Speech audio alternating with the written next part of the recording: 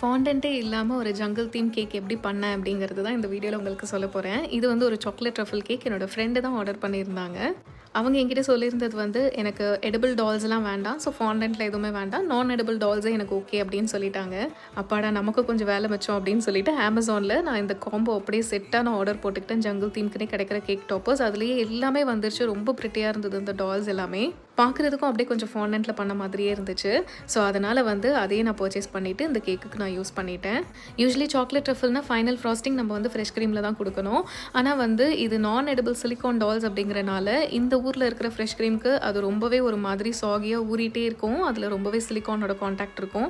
அதனால நான் வந்து ஒரு thin layer of butter cream ஃப்ராஸ்டிங்கை கொடுத்துட்டு அதுக்கப்புறம் ஒவ்வொரு டால்ஸையுமே நான் வந்து பட்டர் கிரீமில் கொஞ்சம் அப்ளை பண்ணி அதுக்கப்புறம் ஸ்டிக் பண்ணேன். ஸோ தட் அவங்க கட் பண்ணும்போது எல்லாத்தையும் ரிமூவ் பண்ணிக்கலாம். ஃபைனலி ஃபாண்டன்ட்டே யூஸ் பண்ணாத ஒரு ஜங்கிள் தீம் கேக் ரொம்ப பிரிட்டியாக வந்துச்சு. ஸோ ஃப்ரெண்டுக்குமே ரொம்ப ரொம்ப பிடிச்சது. இது எப்படி இருக்குன்னு சொல்லி கமெண்ட் பண்ணுங்கள்.